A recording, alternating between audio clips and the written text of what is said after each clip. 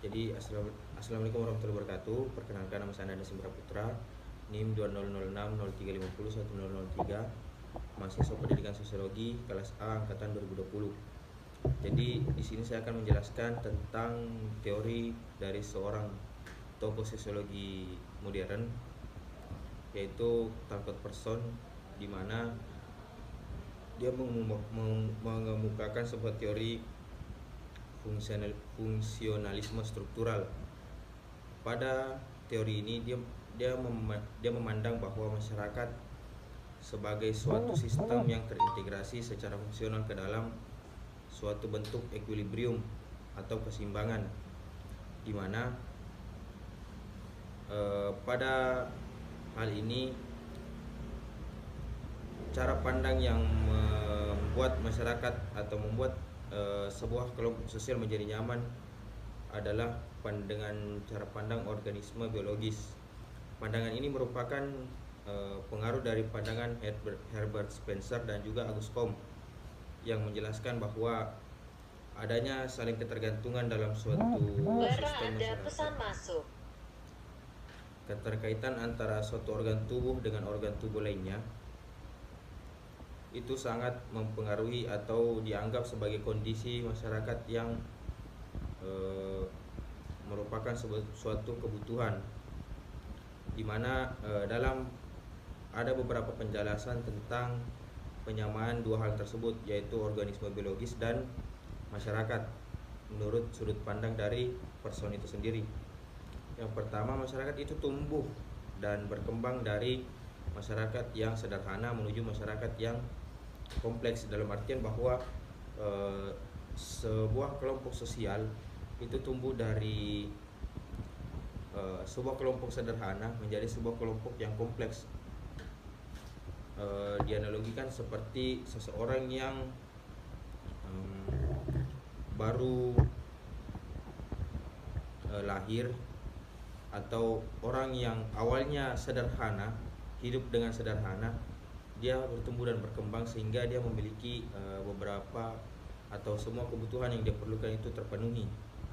Selanjutnya, bahwa pertumbuhan dan perkembangan masyarakat itu berjalan secara perlahan, evolusioner, dalam artian bahwa sebuah kelompok masyarakat dia melakukan sebuah perubahan dalam jangka waktu yang panjang. Jadi perubahan yang terjadi dalam suatu sistem sosial atau suatu kelompok masyarakat itu dia terjadi secara perlahan atau dia mengalami evolusi. Jadi dia tidak serta-merta berubah ataupun terjadi sebuah perubahan secara cepat, namun dia memakan waktu yang cukup lama atau dia bersifat berkepanjangan. Lalu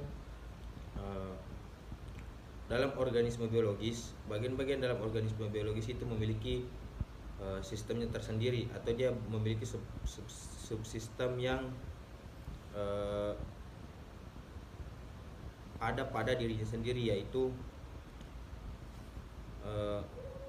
dia memiliki subsistem yang ada pada dirinya sendiri, dan subsistem tersebut tidak sama dengan subsistem dari kelompok lain. Dan munculnya teori fungsionalisme struktural sangat berpengaruh dalam sosiologi Amerika, dan tentunya juga mempengaruhi pemikiran-pemikiran Talcott Person yang selanjutnya menimbulkan banyak asumsi-asumsi yang dikemukakan oleh Person itu sendiri, di mana dia mengemukakan tentang masyarakat itu haruslah dilihat sebagai suatu sistem dari bagian-bagian yang sifatnya saling berhubungan satu sama lain. Jadi Person menjelaskan bahwa masyarakat itu dia tidak bisa, atau dia harus dilihat dari sebuah pandangan ataupun bagian-bagian yang saling berhubungan satu sama lain. Dalam artian dia tidak dilihat secara individunya, tapi dia dilihat secara bagaimana hubungan ataupun korelasi antara sesama individu. Selanjutnya, bahwa Person juga mengemukakan tentang hubungan pengaruh mempengaruhi di antara bagian-bagian tersebut bersifat timbal balik. Dalam artian hubungan yang timbul tersebut itu dia memiliki sifat timbal balik. Dia memberikan feedback.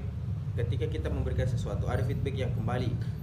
Nah, itu yang dijelaskan oleh person bahwa ada hubungan timbal balik antara hubungan dari suatu kelompok sosial.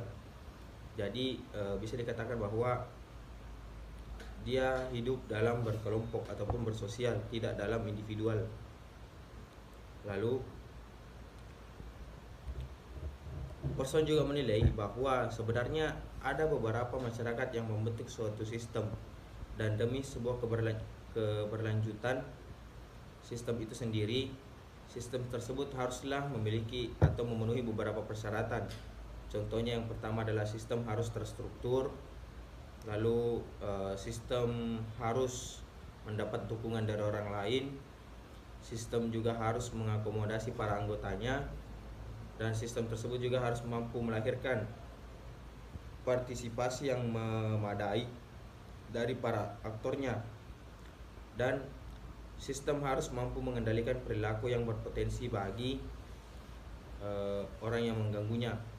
Bila terjadi sebuah konflik yang menimbulkan kekacauan harus segera dapat dikendalikan. Kenapa? Karena ketika tidak cepat dikendalikan, maka konflik tersebut akan meledak atau bertambah besar. Lalu suatu sistem juga harus memiliki sebuah bahasa aktor atau dan sistem sosial. Nah, lebih lanjut dijelaskan lagi bahwa sebuah sistem sosial atau tindakan yang terbagi-bagi atau tindakan yang dilakukan oleh kelompok sosial tersebut terbagi-bagi lagi. Jadi dia memiliki cabang-cabang yang sangat banyak, atau bisa dikatakan bahwa dia memiliki turunan,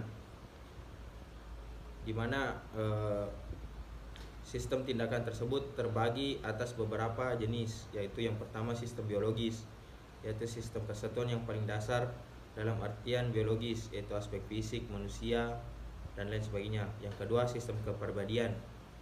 Kesatuan paling dasar dari unit ini adalah individu yang merupakan aktor atau pelaku utama dalam sebuah sistem sosial. Yang ketiga adalah sistem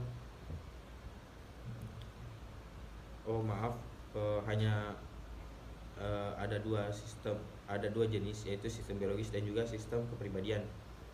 Nah,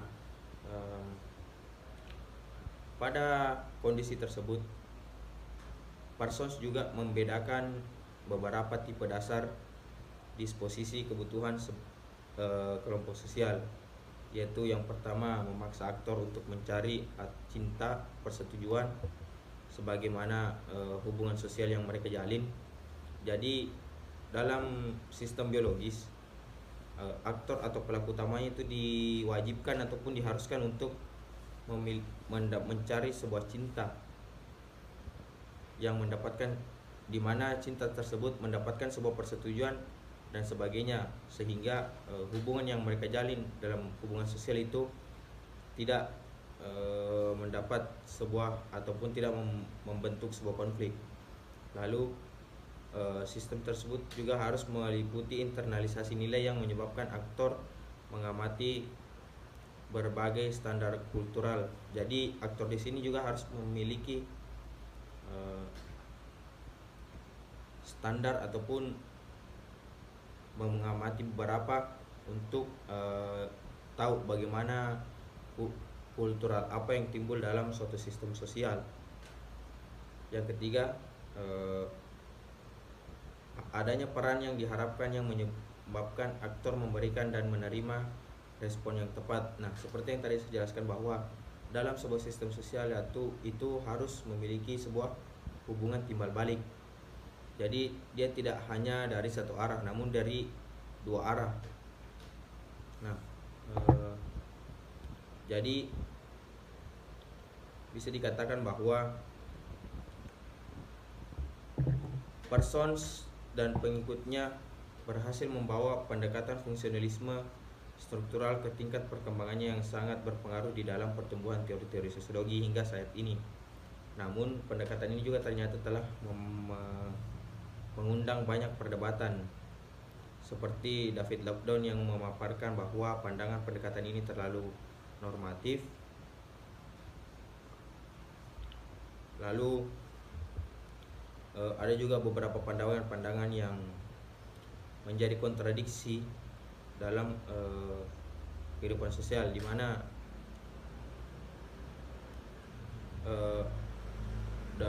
David Lockdown memaparkan pada perdebatan ini. David Lockdown mengatakan bahwa pandangan pendekatan ini terlalu normatif karena menganggap bahwa masyarakat akan selalu berada pada situasi harmoni, stabil, dan juga seimbang, mapan. Nah, sehingga analogi yang timbul dalam suatu masyarakat diilustrasikan sebagai sebuah organ tubuh manusia sebuah organ tubuh manusia di mana saling berkorelasi satu sama lain, memiliki hubungan timbal balik dan juga lain sebagainya.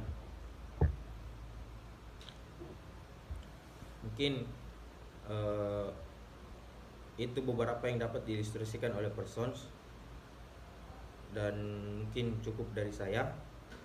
Billahi taufiq wal hidayah. Wassalamualaikum warahmatullahi wabarakatuh.